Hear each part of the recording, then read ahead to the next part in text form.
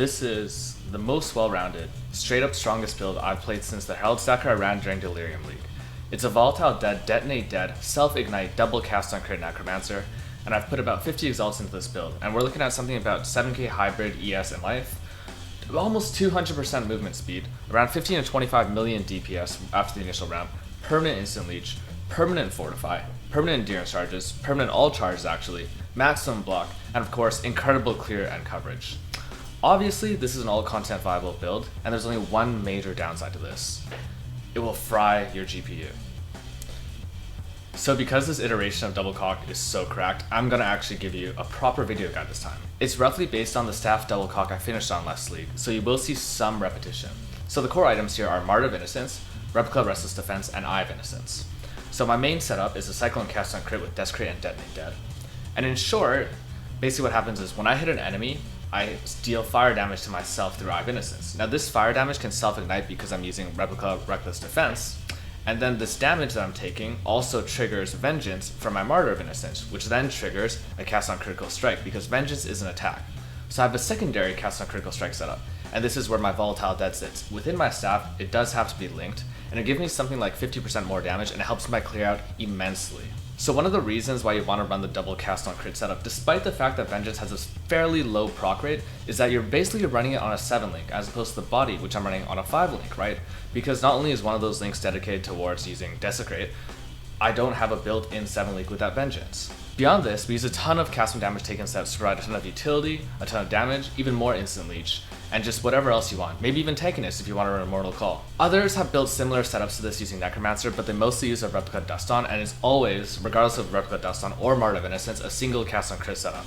I believe double cast on crit is better, I just like having 2 cocks. Nonetheless, if you're interested in those, you should check those out on PoE Ninja. I know Griff has a forum guide on that particular, and he has several iterations of that build. Between him and Reppure, these 2 guys have helped me build this over the course of about a week on stream, and it's been an iterative process, and I think we finally landed on something which is pretty damn close to the perfect build.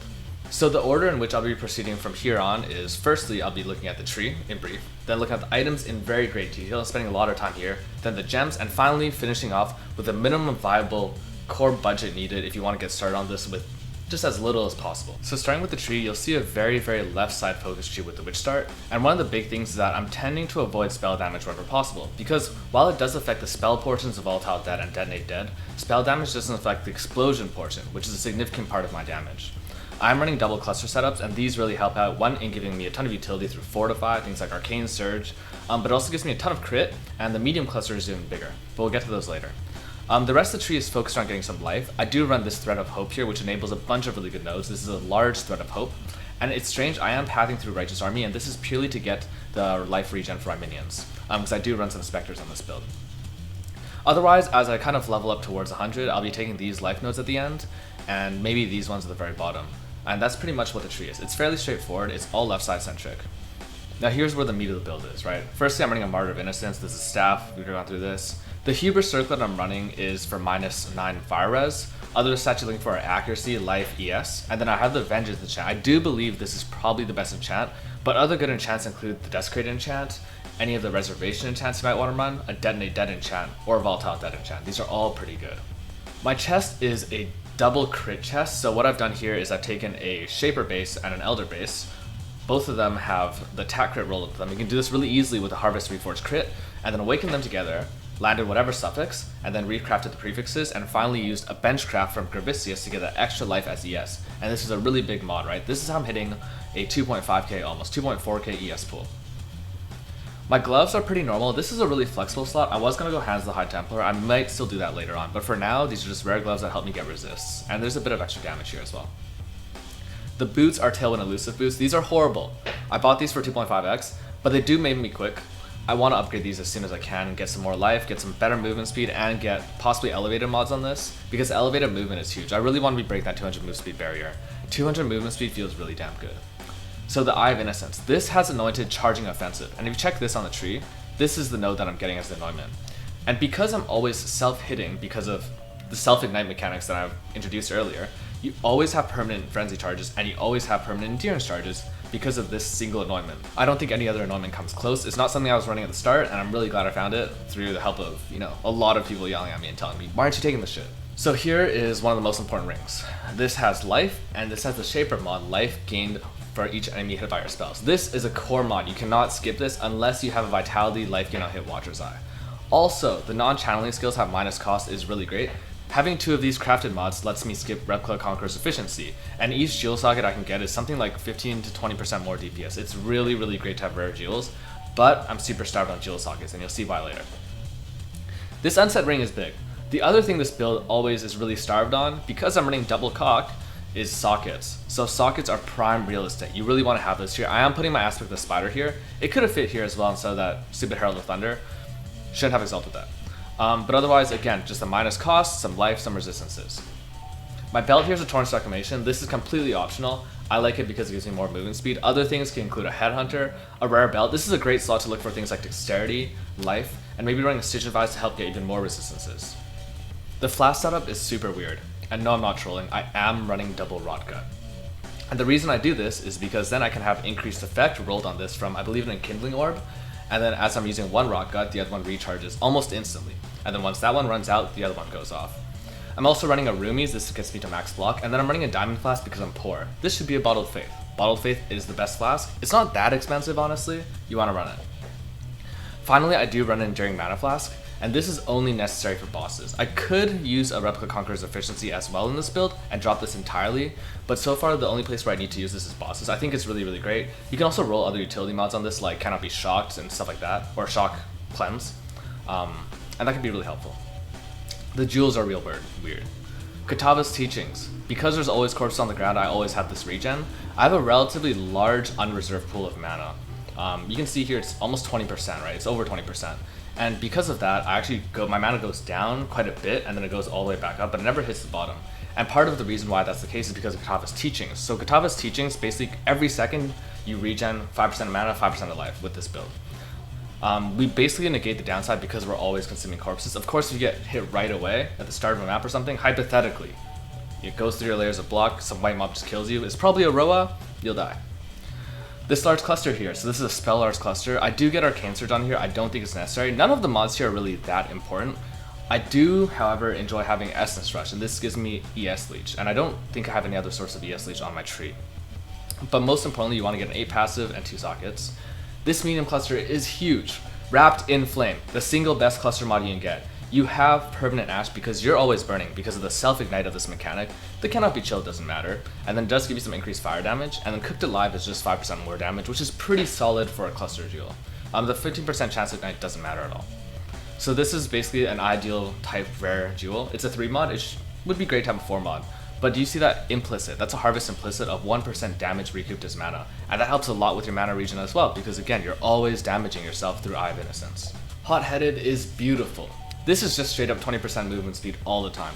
I don't actually need to increase attack speed because I'm a Necromancer. Necros never struggle with hitting attack speed thresholds because of Corpse Pact. I managed to get a Corrupted Blood implicit here. This cost me 40 chaos. I don't know if there's any other cheap ones. The Watcher's Eye is actually core to this build, which I hate saying, but do you see that ES gain for each enemy hit while affected by Discipline? That mod is what helps us have ES. If you don't have this, you will have no energy shield. If you do have this, you have permanent instant leech energy shield. You need the first mod. The second mod isn't core. I have it on here for now because I bought the jewel for 9x, and it's just hanging out. I don't really know if I want to keep it. I might go for something like Discipline plus Precision because that would give me a lot more damage because of how little multi I currently have. I've gone over the Thread of Hope already. Transcendent Flesh is another huge jewel, right? You see if I take it out, it's 13.8% less, so this is giving me something like 15% more DPS. And so far I put it down here on the tree. The rest of my medium clusters are just crit clusters. I want to get pressure points because that's really, really solid. Quick Getaway is not bad. There's some other decent mods like Basics of Pain. There's the one that gives you 25% multi or 25% crit and 10% multi. There's a lot of good different crit jewels you can get, and these are flexible, and this is where you could save a lot of the cost. Glorious Vanity. Again, a lot of my builds tend to run this. It's Corrupted Soul, gives us a lot of ES. This is one of the best usages of it possible because we have instant ES and Life Leech, right? So this is like pure value. There's no like reduced energy leech rate or anything like that. And then Replica Restless Defense is core. This gives us a 10% chance to be ignited. The other ones I don't really care about, but the 10% chance to be ignited, without this build will not function. Without this, you'd have to run something like Moko's Embrace, or you have to run the Sundance or the Faded Sundance boost, I'm not really sure. And then this last large cluster jewel. These two mods are great. Field of Fight actually gives you a decent amount of leech, despite the fact that we're a spellcaster build. Because we have so much damage from Martyr of Innocence being just this insane staff, the mana leech actually does matter. And then Overlord is what gives us Fortify all the time. We don't have space to run Fortify support. Having permanent Fortify is huge, it's just 20% more tankiness. The skill gems also need some explaining.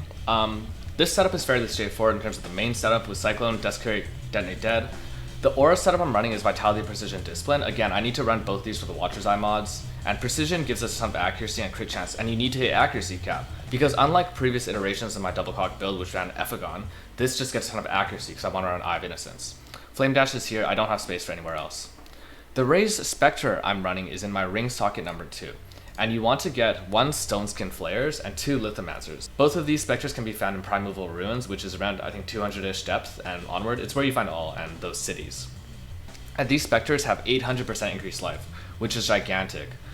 It really spikes your damage like crazy. My damage literally doubled when I picked up these specters finally, and a ton of people made fun of me for not having them previously.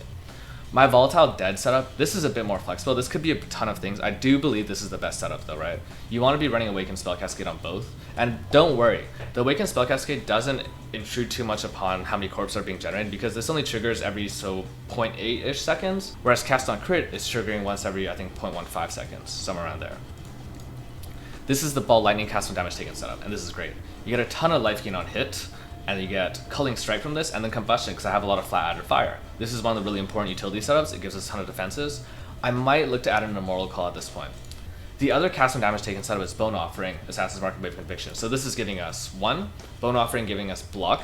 2, Assassin's Mark is not only giving us the curse that we need, but quality on Assassin's Mark also gives you power charge on hit. And this is great to have permanent power charges on bossing. And the Wave of Conviction is purely to apply exposure. I also know I'll get a ton of questions about the config because it looks like I checked off a lot of boxes. And I'll go through every single one with you. So this Corpse Life is one based on a level 84 mob with those 2 specters that I've chosen with Necromancer giving 50% more life to corpses. The power charges I mentioned come from Assassin's Mark. Frenzy and Endurance charges come from Charging Offensive, that anointment. Don't know why that's there. Fortify is coming from the large cluster. Tailwind and Elusive are coming from my boots. Of course we're always leeching, and of course we're always leeching Energy Shield because we have that on our cluster and we have this from Eye of Innocence. I'm putting about 5 nearby corpses because generally you'll spawn some corpses and consume most of them. Yes, we're ignited permanently. Yes, I've crit recently, of course I have. I'm channeling because I'm using Cyclone. I've blocked recently because I have maximum block. I spawned a corpse recently because I'm using Desecrate. I've consumed a corpse recently because my main skills are Volatile Dead and Detonate Dead. And this number is really high, but if you actually look at the math, it's about there. Basically though, the attack speed will infinitely go up until you run out of mana or until you run out of bosses to hit. Ask of the Spider is always capped out on bosses. I think this is totally reasonable. And then Slipstream's active, and this is here. The only configs I have checked here are Ignite, but the enemy will be shocked and chilled because of what Necromancer does with corpses. And then finally we have Ash from the medium cluster jewel with fire damage on it.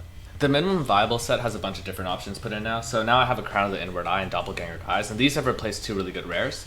And as a result of running Doppelganger Eyes, which is something I actually did with this build for a lot of the process of playing it, 1, you have corpse deletion, so you never have to worry about things like porcupines or enemy bosses having Detonate Dead, stuff like that. And 2, it really helps you hit crit cap. This makes hitting crit cap much more forgiving. And because you're so easily hitting crit cap, you no longer need a 6 link. See, I only have a 5 link here, and I don't run increased critical strikes, and yet my crit rate is still basically 100%. Otherwise, you want to put in a Namahu's Sign now because you probably won't be able to craft that Shaper Ring and have it have reasonably good mods. Maybe you will, who knows. But a Namahu's Sign gives you a ton of recovery, and this is sort of the cheapest option.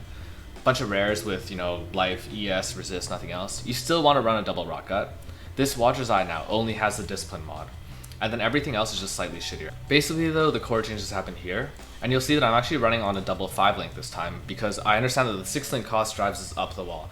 I do believe the total cost of this budget setup would be somewhere around the 5 exalt range, just because the Watcher's Eye should be around 2 to 3 exalts. Now the prices obviously change, I have no say over that. Trade is really dead, so things can shift instantly. Nonetheless, the damage is still really good. I think it's probably close to around, probably about 7 to 8 million because of you also have the spell portions of these spells hitting, not just the explosion and generic damage hitting. And a big reason that this is the case is because, again, your Spectres have a ton of health still, you're still running that Raised Spectre setup, you're still running those Lithomancers and Stoneskin Flares, and this helps out a ton. I truly believe this is one of the strongest builds this league, straight up. I think it's so well-rounded. There's basically nothing weak about it. It's really, really competitive, right? One of the biggest things that's difficult this league is getting a really solid amount of movement speed. And we're achieving this through Self-Ignite. It's giving us a ton of other benefits as well. You know, Leech, triggering Vengeance, cast when damage taken. But the biggest thing is movement speed. And honestly, if you look around the landscape right now, how many builds are having this level of survivability, this level of damage, this level of recovery, right? Insane recovery, and this level of speed. I don't know. You tell me, but it sure looks better than Self-Cast Forbidden, right?